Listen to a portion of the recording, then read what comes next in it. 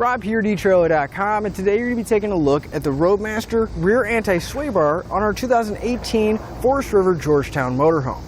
Now, whether you're new to driving a motorhome or you've been doing it for a while, you'll realize real quickly how unstable they feel and just kind of how much body roll and uncomfortable the ride is. Because when we're going down the highway, let's face it, there's a lot of area here for that wind to catch, and we end up getting pushed around. So we end up fighting the steering wheel, trying to stay in our lane, or if we're going down some bumpy roads, we end up getting jostled around. By the time we get where we're going, we're extremely tired. Not to mention everybody in the back's getting tossed around. It's just not that enjoyable. So being able to stiffen up the suspension and have a lot more control and stability would be great. So before we put any suspension components on our motorhome, we're going to take it on our test course, have a base run, and see how it handles. As I come up to my slalom course, just to let you know, we're going to be running the course at 10 miles an hour so we can have a pretty consistent reading and we can take out the variables. But as I come in and I start to go around the turns, I can immediately feel the body roll. It's almost like the motorhome wants to lean really hard before it turns. Kind of feels like I just need to slow down a little bit and maybe take the turns a little bit wider so I can make sure that I don't have such a rolling, kind of loose feeling in the motorhome. Now, as I come out to my bumps course, I'm going to be going over the bumps at 5 miles an hour. Now, even those first few bumps, I can already tell clearly that there's a bump, but this is a really rough, almost jarring feeling after I'm going through. It's resonating through the seat. Not to mention, once I get to the alternating bumps, I'm really having to hold on to the steering wheel because it's wanting to turn, kind of lurch over to the side. And even after I get over the bump, you can see that I'm continuing to bounce, and it's just an overall uncomfortable ride. Now that we have our suspension components installed, let's go ahead and take it back on our test course so we can see how much the ride quality improved. As I come up to my slalom course again, I'm going to be going about 10 miles an hour to try to keep everything really consistent. But I can already feel a little bit of a difference just coming into the course. Feels a lot more responsive, and it doesn't want to lean as much as I'm going in or out of the turns, and it genuinely feels like it's handling better and that I could go faster if I needed to. On the bump course, there's an immediate difference. Don't get me wrong, the bumps are still there, but I'm not getting this jarring feeling coming through the seat. It's a lot softer, and the motorhome is reacting much quicker going over the bumps. It's not continuing to bounce after I get over. Not to mention on the alternating speed bumps here, I don't have to have a death grip on the steering wheel and try to fight it to get back to center. It just generally wants to go over and keeps tracking straight. It's greatly improved over the stock suspension. Like I said before, I wouldn't want to drive it, and now this would be a lot more comfortable to drive for a long period of time. So you can see that the overall ride quality did improve greatly, but one thing to keep in mind, we did install more than one component. We went ahead and did the full system, so we have full stability from the front all the way to the back of our motorhome. And that's going to include the Roadmaster front anti-sway bar, the Sumo spring front helper springs, and the reflex steering stabilizer in the front. And then on the rear, we also have the Roadmaster Anti-Sway Bar, as well as the Sumo springs. That way, from the front of our motorhome all the way to the back, we get that extra stability and that comfortable ride. And that's what I'm going to suggest. If you're looking to upgrade your motorhome suspension, if you're going to do the front or the back, you might as well do the whole thing. That way we can have that comfortable ride and really, really maximize the drivability and comfortability of our motorhome. So here's what our Roadmaster Anti-Sway Bar looks like once we have it installed. I do want to mention this is not going to be a replacement for our factory rear sway bar. This is just an additional bar we can have for that extra support.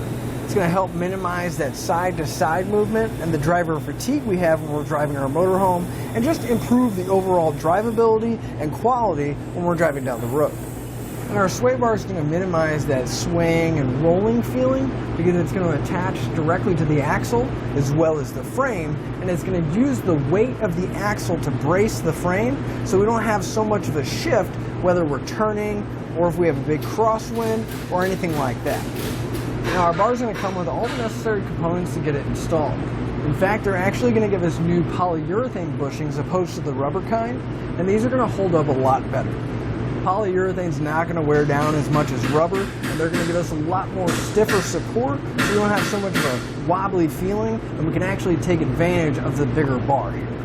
The bar itself is going to be 1.5 inches thick and made out of 4140 chrome moly steel. As far as the installation goes, it's going to be really straightforward. It's definitely something you can do at home in your driveway because we're not going to have to pull the rear tires off. In fact, let's go and walk through the installation together.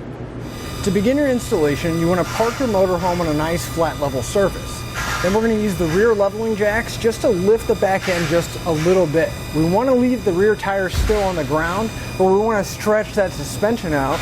And then we'll look in the rear wheel well here, right behind the rear tires. So right behind the rear tire, if we look on the frame, we'll find a set of 4 bolts. Now these bolts are holding a cross member in place, and we want to remove the 2 lower ones.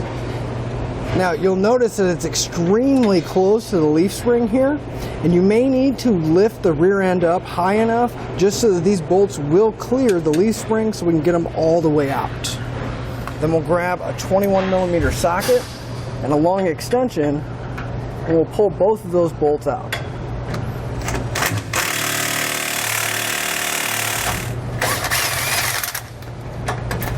Now I do want to mention, once you have these loose, there is a keeper that's on the back side, so that's going to continue to spin even if the bolt doesn't come all the way out.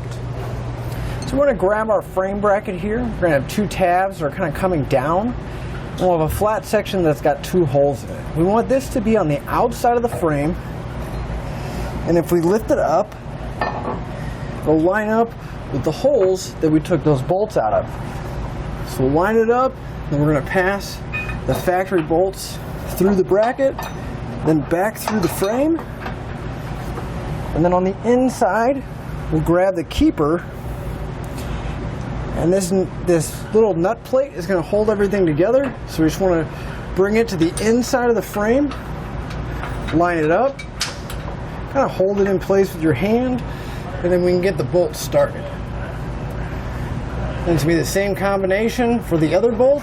And once we get this loosely in place, we're going to do the same thing for the other side. And with both brackets in place, we'll come back with that same socket and tighten them both up.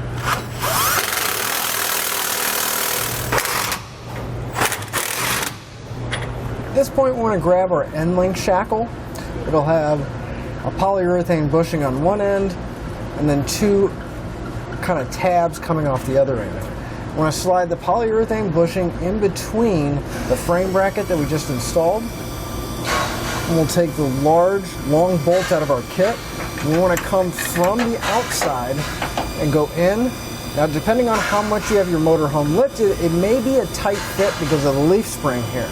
So you either need to lift your motorhome a little bit more so we can clear that bolt, or you can get a hammer and tap it through to where it'll come all the way through the other side. Once we have the bolt going all the way through, we want to grab a lock nut, and just real loosely we're going to attach it on the end so that our end link will not come off. We can go ahead and leave this real loose for now, and we'll repeat that on the other side as well. As we move forward to our rear axle, we'll find our shock mount. There's going to be 2 holes in the bottom. Now we're going to use these 2 holes to get our hardware in place so we can put our saddle clamps in place as well. So we want to grab one of the new bolts out of our kit along with a flat washer. Now for this forward hole, there is an opening right in a shock mount there, so we can slide our bolt in, kind of work it around so we can get it to drop down through that hole. Now, it's a little challenge. You just got to have a little bit of patience and try to aim that bolt so it drops down and you're going to have the thread showing. And for our other hole, should be able to come right behind the shock, drop it down, right through the opening that's going to be more towards the back of our motorhome. Once we have both of these through, we're going to do the same thing on the other side where our other shock is mounted. At this point, we can prepare our bar. We want to grab the bar itself, both polyurethane bushings, and the clamps out of our kit. Go ahead and slide the clamps off the bushings for now. I want to grab the lubricant that comes with it, and I suggest wearing gloves because this is going to get real messy real quick. We want to take a good amount of the lubricant and we're going to spread it onto the inside of our bushing so it's nice and covered. And this is going to prevent any kind of squeaking if there were any moisture to get inside when we're driving down the road. So you want to make sure you put a good amount on the inside of that bushing there. Now, they are split bushings, so we're just going to open them up. Right about the edge where you have that flat section, we'll wrap it around the bar, and then we'll just take our clamp, slide it right over, and it'll sit in place. And we're going to do the same thing for the other bushing on the other side of our bar. Now with an extra set of hands, we're going to lift up our sway bar. You want to make sure that the bolts come down through your saddle clamp. And we want to take a washer, we'll slide it over the stud, and then we're going to take a locking nut and secure everything. Now you want to at least get your bolts started by hand, one on each side. That way it'll hold the bar up, and we can work on getting the rest of the hardware in place. You do just want to be careful because that one bolt will hold it up, but it is going to rotate and move around. But it's going to be the same combination of hardware for each 4 of these mounting bolts. Now that we have our burr loosely installed and it'll hold itself up, we want to rotate our bar so that we can swing the arm in to the end link here. Now you may have to move from one side to the other to get the other end link to fall in place, because like on ours we can lift it up, but then right about here it's hitting the end link, so you just kind of have to finagle it in place. But once you do, you want to grab a long bolt, and we're going to do the same thing just like we did at the upper shackle mount. So we're going to come from the outside just like with our shackle, get our bolt to go all the way through. And we'll take that locking nut, and again, just real loosely get it installed for now until we get the other one in place. Now we can go ahead and tighten up our saddle clamp bolts. I'm going to grab an 11/16 socket. For the bolt that's going to be closest to our shock, you want to grab another 11/16 socket, an extension, and a ratchet. That way we can come right behind the shock here, grab the head of the bolt while we tighten up the nut at the bottom. Now for our front bolt, I'm going to use that opening that's right on the side and use the open end of my wrench to tighten everything down.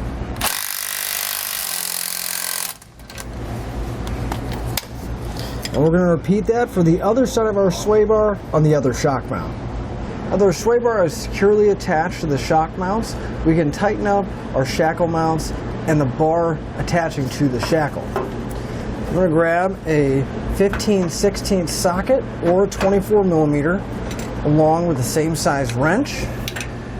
And we want to tighten up those nuts to where the bolt makes contact, but it's not going to crush the bushing inside. So you just want to snug it up just enough to where everything's going to make contact.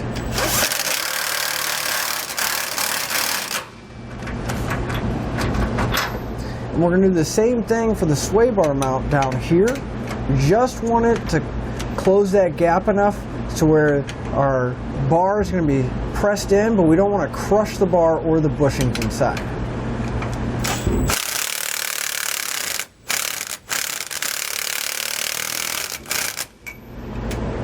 Now we're going to repeat that for the other side as well. Once those bolts are tightened down, you want to go back and double check all your bolts and torque them down to the specification in the instructions. But once you're done with that, you're ready to hit the road. With all that being said, I'm Rob here at eTrailer.com, and that'll finish up your look at the Roadmaster Anti-Sway Bar for the rear on our 2018 Forest River Georgetown Motorhome.